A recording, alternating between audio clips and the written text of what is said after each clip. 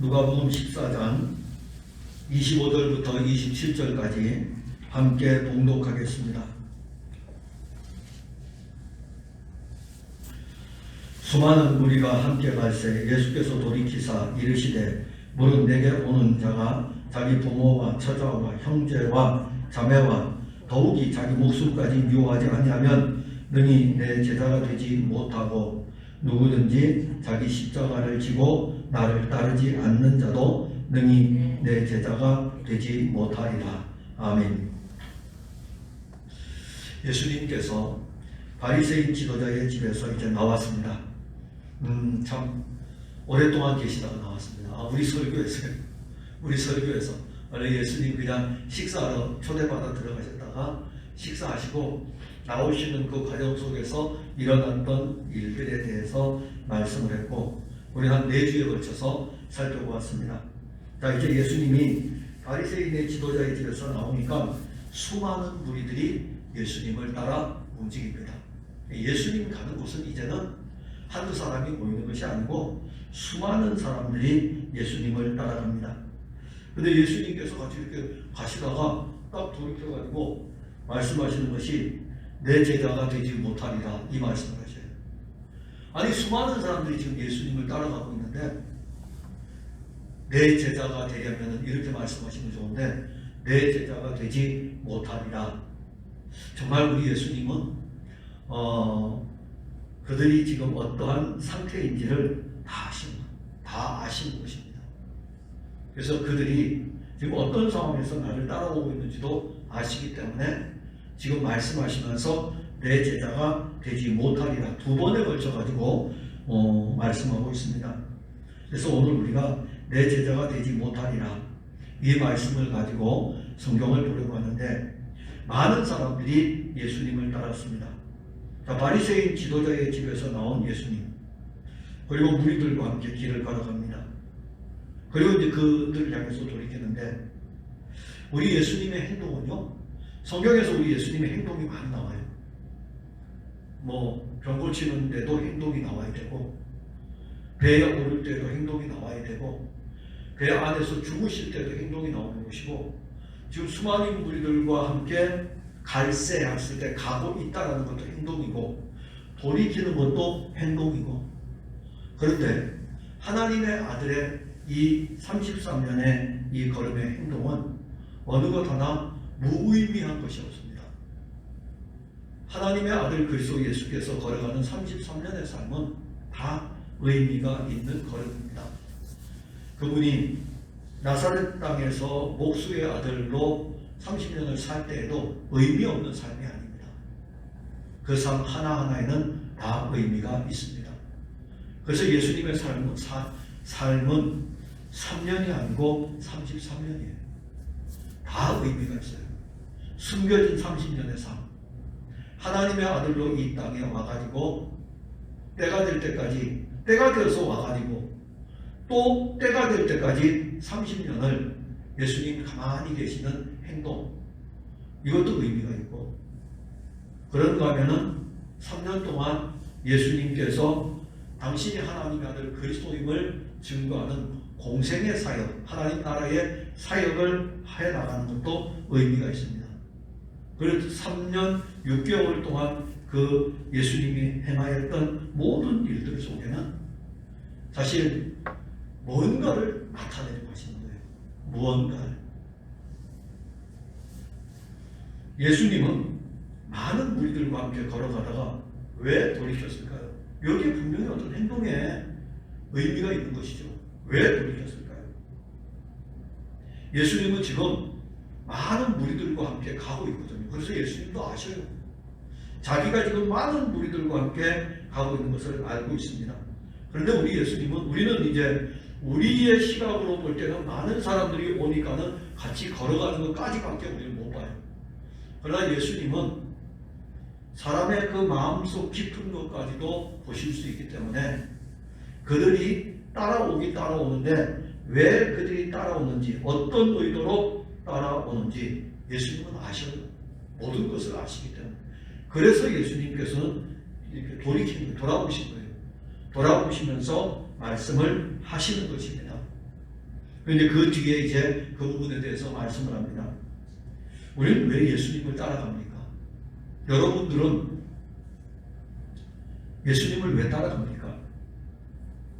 예수님을 따라가는 의도가 무엇입니까? 여러분들은 왜 교회를 다닙니까? 교회를 다니는 이유가 무엇입니까? 왜 다닙니까? 전에 우리 교회를 나왔던 분이 호주에 이민을 갔다가 우리 교회 나올 때는 성도였어요. 이민을 3년인가 이렇게, 이민이 아니고 공부하러 이렇게 갔다가 왔는데 우리 교회 또 왔었어요. 그래서 이제 고생했다고 그렇게 이야기하면서 신앙생활 잘했냐 하니까 목사님 저 집사입니다 그러더라고요. 그래요? 축하합니다 그랬죠. 그런데 그분이 막 웃는 거예요. 저는 집사 될 만한 그런 적이 없어요. 그러더라고요. 왜요? 했더니 이 외국에 나가니까는 한인들끼리 이렇게 모이잖아요. 그러니까 한인들이 소통할 수 있는 데가 교회예요. 교회를 다니는 거예요. 교제의 장소죠. 소통의 장소로 교회를 다니는데 집사직을 줬대요. 근데 이제 우스갯소리로 이제 목사님이 그렇게 말씀하셨겠죠. 우스갯소리로 집사를 주면서 호주에다가 집을 사라고. 그래야 이 교회에 있을 거니까. 그래서 집 사라고. 그렇게 했대요. 별로 안 웃기죠? 여러분들 집을 다 사셨습니까? 그래서 제가 의미가 있네요. 의미가 있네요. 왜냐하면 집을 사면은 호주에 머물러야 되니까는 그 교회에 계속 출석할 수 있으니까. 그러나 이제 공부하러 온 사람들은 끝나면 또 들어와야 되니까는 그 목사님이 그 말씀을 하시는 의도 속에는 이 외국에서 목회하는 한인 목회를 하는 분들의 나름대로의 고충이 있구나라는 것을 저는 이제 알았어요. 근데 그 얘기를 들으면서 한바탕 웃기는 했는데 어떤 면에서는 교회를 다니는 사람들이 교제를 위해서 다니기도 하고 지금 많은 교인들이요 교회가 무너지고 있음에도 불구하고 정신들을 사실 못 차려요. 근데 또 물어봐요. 왜 그 교회를 다닙니까? 그러면은 정말 그 교회를 다닐 때에 말씀이 좋아서 좀 다니면 좋을 것 같아요. 말씀이 좋아서. 왜냐하면 말씀이 생명이잖아요. 프로그램이 좋아서요. 프로그램은 교회 말고요. 세상에 가도 문화센터에서도 프로그램 좋은 거 많이 해요. 얼마나 요즘 잘 되어 있는데요. 프로그램이 좋아서. 아니고 말씀이 좋아서.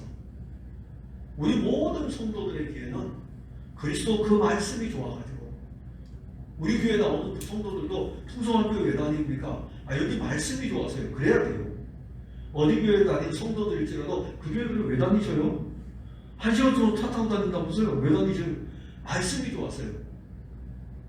근데 물어보면은 어떻게 이야기하냐면은 좀 제 나이 또래서부터 위로 올라갈 때, 제 나이 또래가 되게 되면은 자녀들을 결혼을 시켜야 돼요. 그래서 그런 관계 때문에 도저히 교회를 다른 건 정말 별로 없는데 그것 때문에 어쩔 수 없이 나간다고. 뿌린 게 많으니까. 뿌린 게. 거두어야 되니까. 제가 그런 이야기를 들으면서 이게 한국교회 모습이구나 지금. 근데 그거를 한국교회 교인들은 또 당연히 여겨요. 그런데 한 주 갔다 오고 한 달 갔다 오고 1년이 지나면 본인의 신앙이 얼마나 병들어가고 있는가를 보지를 못합니다.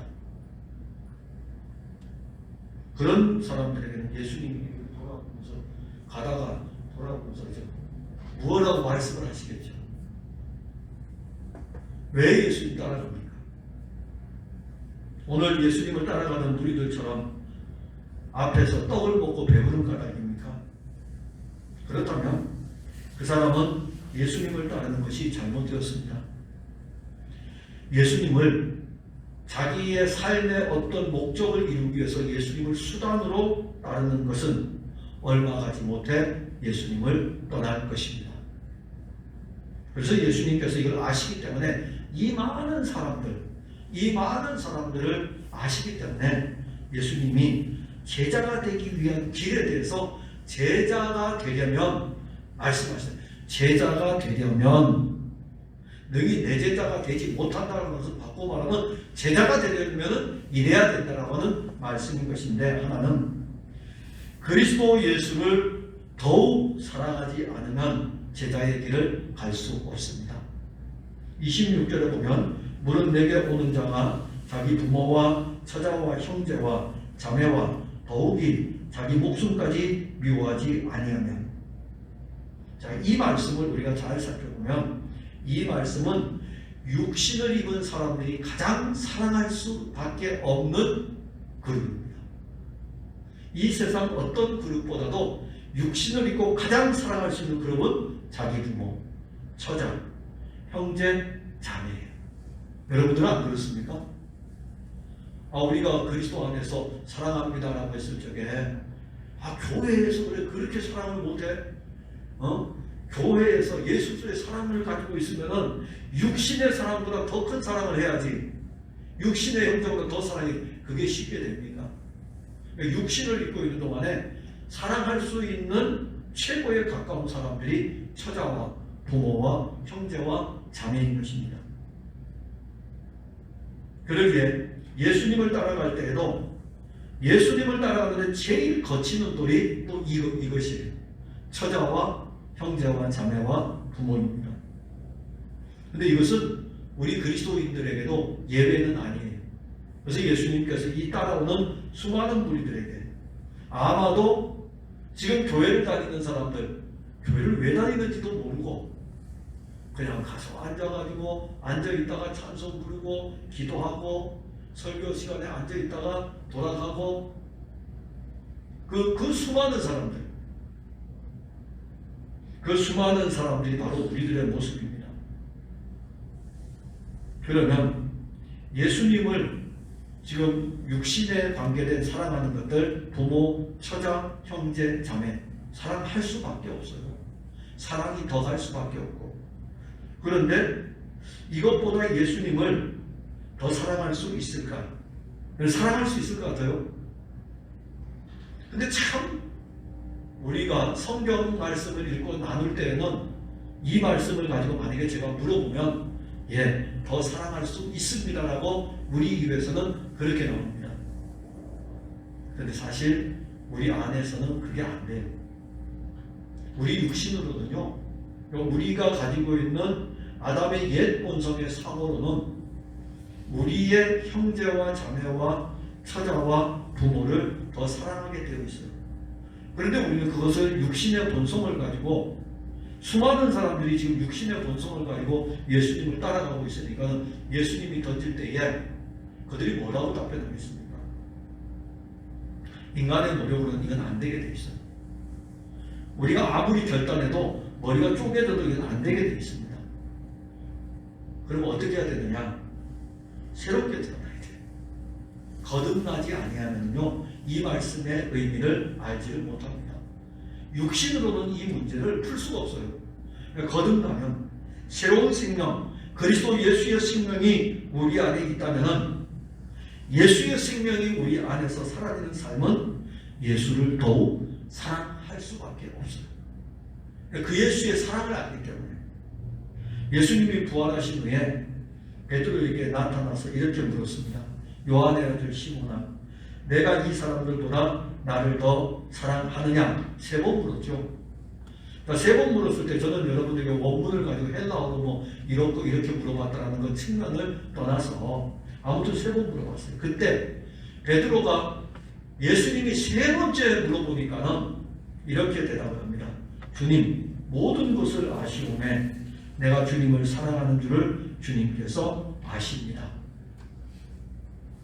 우리 예수님은요, 수학을 안 하셨어도 수학을 너무 잘하셔요.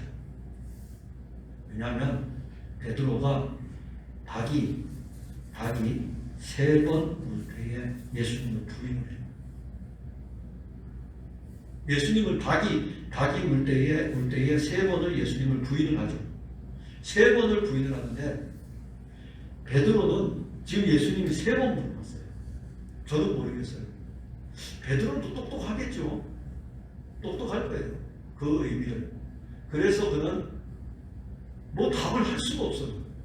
주님이 아시지 않습니까? 맞습니다. 이게 답이에요. 우리가 주를 사랑하는 것에 대해서는 주께서 아십니다. 그러면은 이 주께서 아시는 이 사랑에 대한 것은 내 육신을 따라 주님은 결코 우리 육신을 보질 않으셔요. 육신을 따라가는 모든 사람들이 넘어지는 것을 알고 있거든요.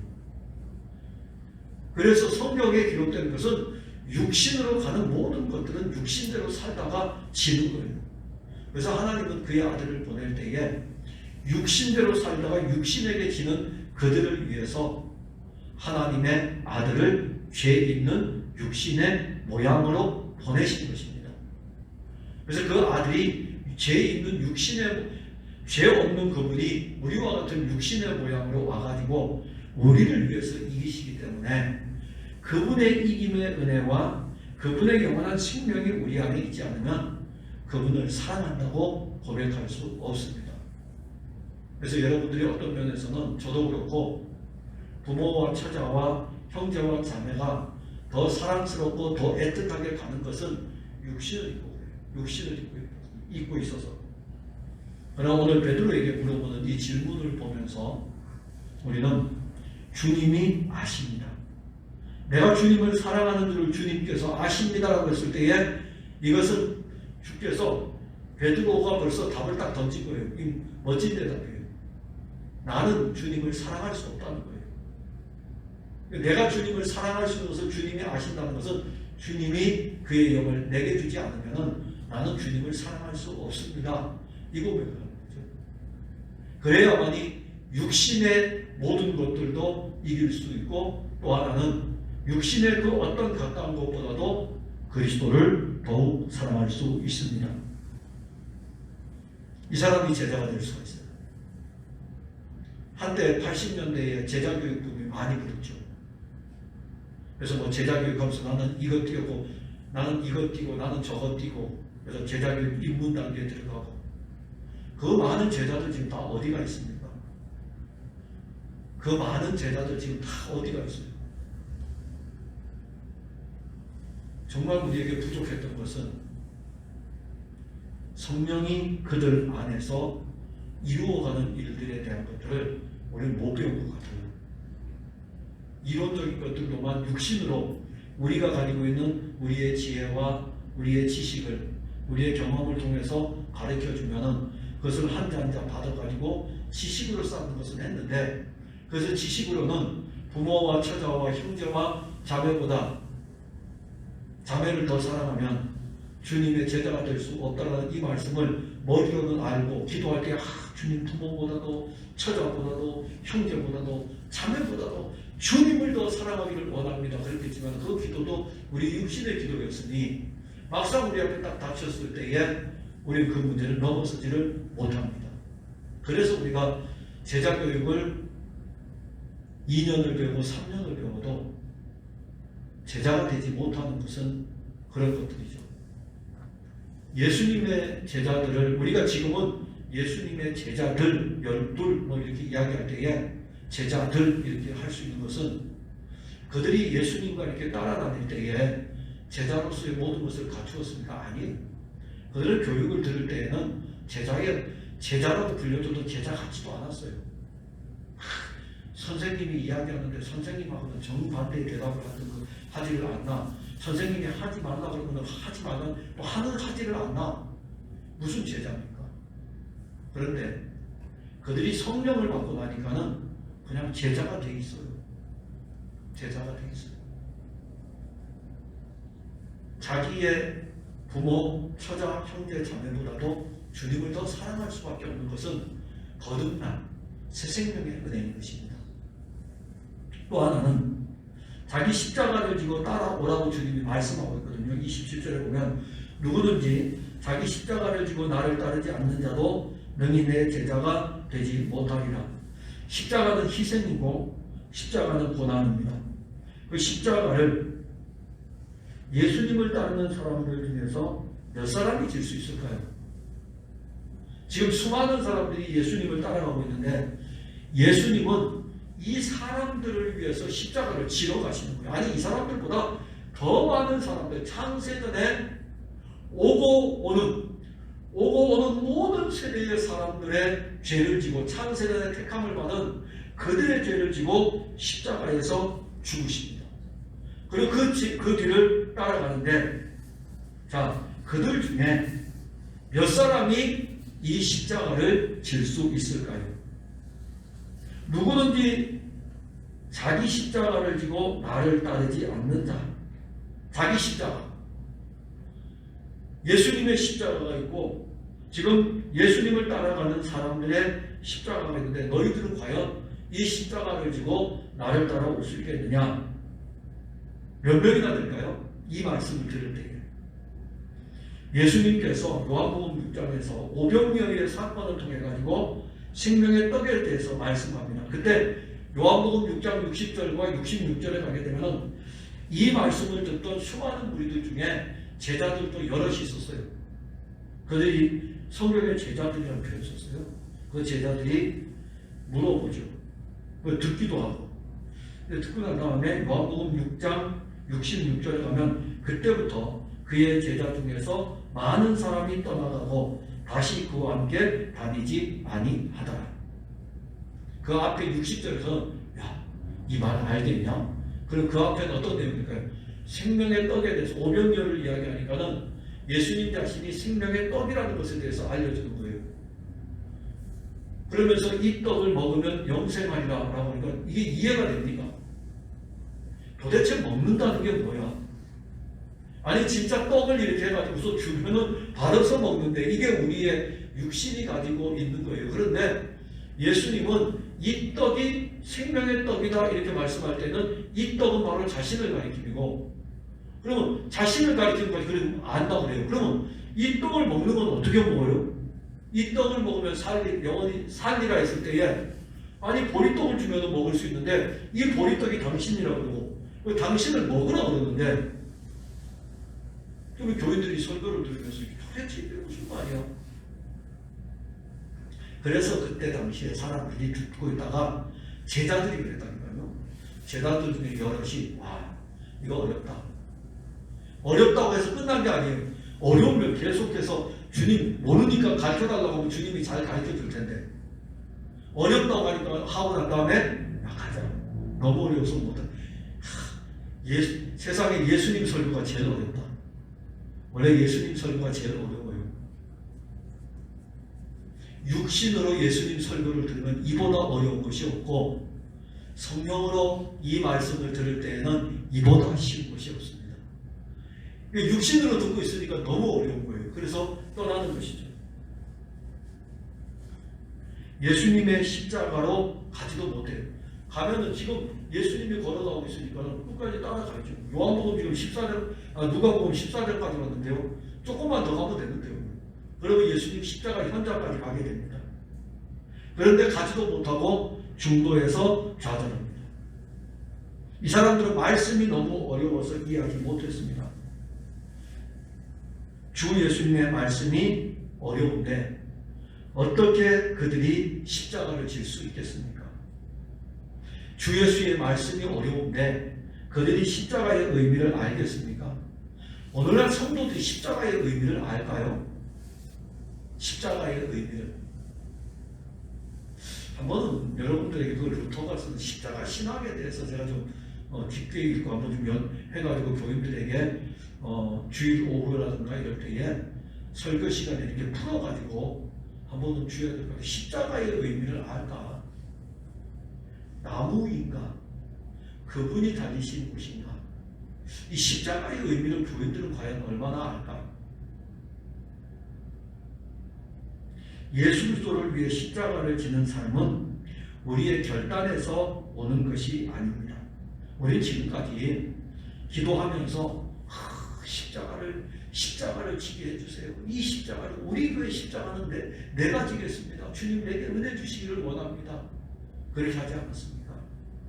십자가를 질 수 있는 추구함으로 보실 때 죽기까지 따르오리 하면서 우리가 그 찬송 얼마나 불렀습니까? 저도 많이 불렀던 것 같아요.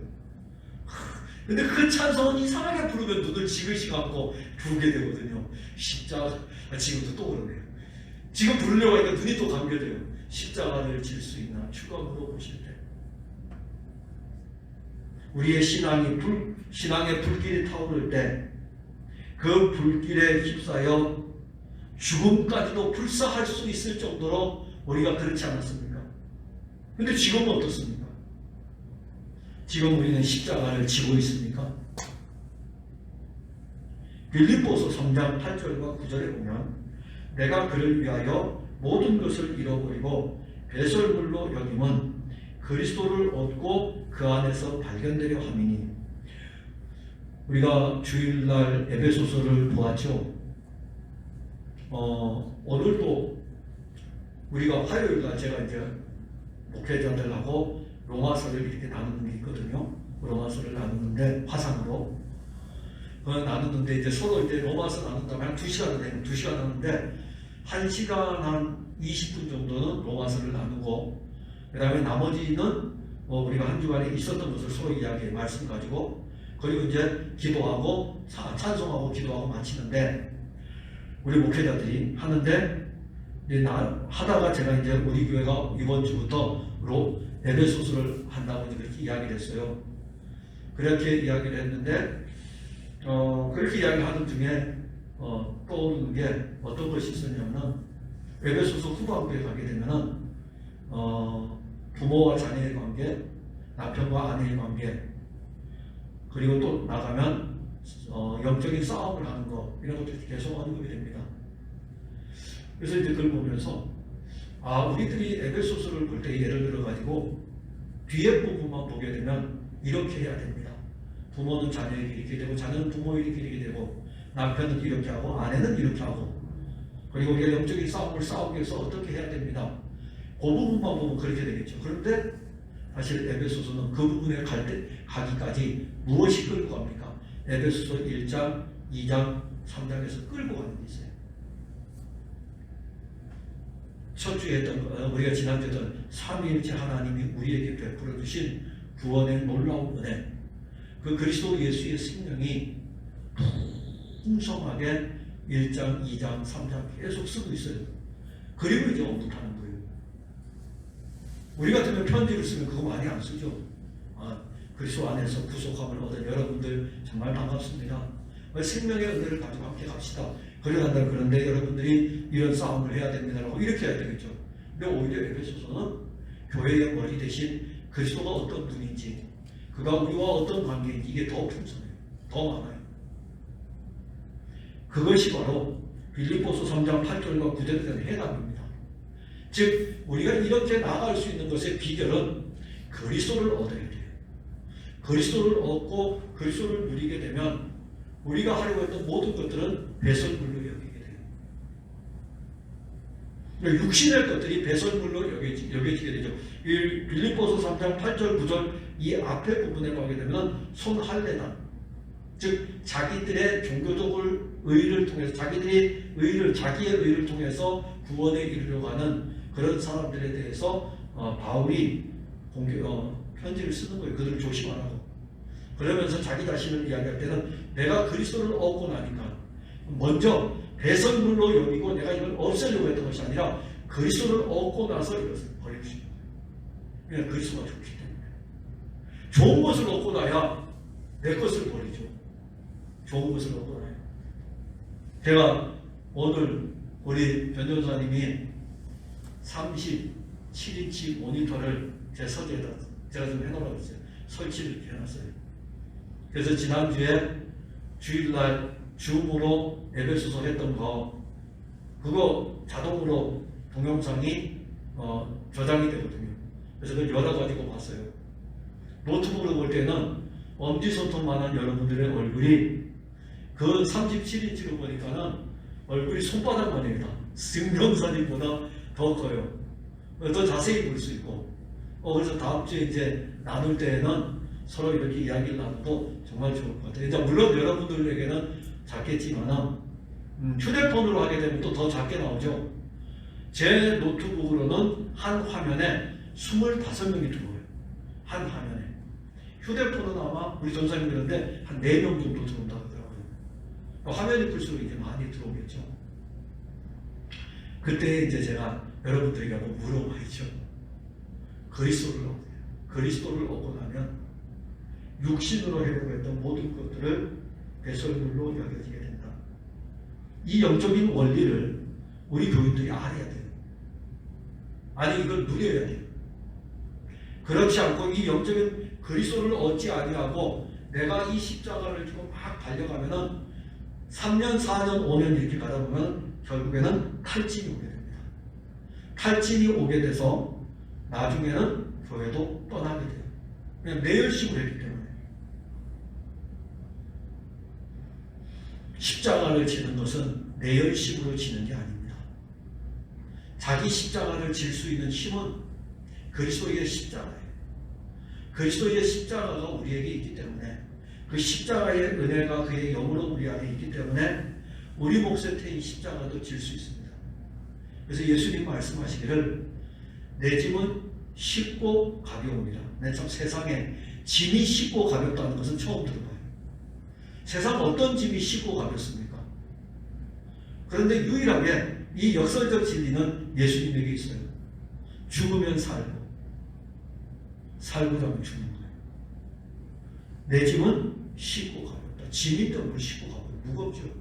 근데 이 짐을 육신으로 지면 무겁고 성령으로 말미암아 이 짐을 지고 가면 그리스도가 넉넉히 이 짐을 지고 가게 하기 때문에 이 짐은 쉽고 가볍습니다. 그 짐을 지는 은혜를 누려야 되고 그 짐을 지는 방법을 지식을 통해서 배우는 게 아니라 그의 영을 통해서 배워가는 거예요. 그 안에서 누리는 것입니다. 사랑하는 성도 여러분, 예수 그리스도의 제자가 되려면 제가 이 말씀을 설교 제목을 잡았는데 한면에서는 우리 쪽에서는 어떤 답은 없어요. 오히려 그리스도 예수를 더 구해가지고 그분이 우리에게 풍성하면 성령으로 말미암아 그가 우리 안에서 어린아이와 같을 때에는 어린아이의 짐을 요만한 걸 지고 갈 수밖에 없어요. 우리 안에 계신 그리스도가 성령으로 말미암아 막 자라고 장성해지면은 구레네 시몬처럼 그 십자가도 우리는 지고 갈 수가 있습니다. 그게 은혜예요. 그래서 수요 예배에 나온 모든 분들과 또 영상으로 듣게 되는 모든 분들도 십자가를 질 수 있는 은혜 내게서 갖지 마시고 내게 그것을 지게 할 그리스도 예수의 은혜를 구하면서 그래서 넉넉히 십자가를 지고 갈 수 있도록 수많은 무리들이 아니라 그의 성령으로 말미암아 12이든지 어떻습니까? 우리 풍성한 교회 12이면 어떻고 20이면 어떻습니까? 성령으로 말미암아 자기 몫에 주어진 이 십자가를 넉넉히 지고 그리스도를 향하여 그리스도의 일을 위해서 다 같이 함께 힘있게 달려가 보시기를 바랍니다. 기도하겠습니다. 하나님 은혜를 감사합니다. 십자가를 질 수 있냐고 우리에게 물어보신다면 우리가 어찌 십자가를 질 수 있겠습니까? 그리스도 예수께서 나를 따라오려면 이 말씀을 하십니다. 우리는 그리스도의 제자가 될 수 없습니다. 그런데 우리는 수도 없이 많이 우리의 육신으로 우리의 감정으로 주님 제자가 되겠습니다. 주님 따라갑니다. 죽기까지 따라가겠다고 몇 번을 되뇌었는지 모릅니다. 넘어진 것도 무수히 많습니다. 새롭게 태어나지 아니하면 성령으로 말미암아 이 길을 갈 수가 없습니다. 주의 영이 우리를 새롭게 태어나게 해주셨으니 그 새 생명으로 십자가를 지는 저희들의 삶이 되게 하옵소서. 예수님 이름으로 기도하옵나이다. 아멘.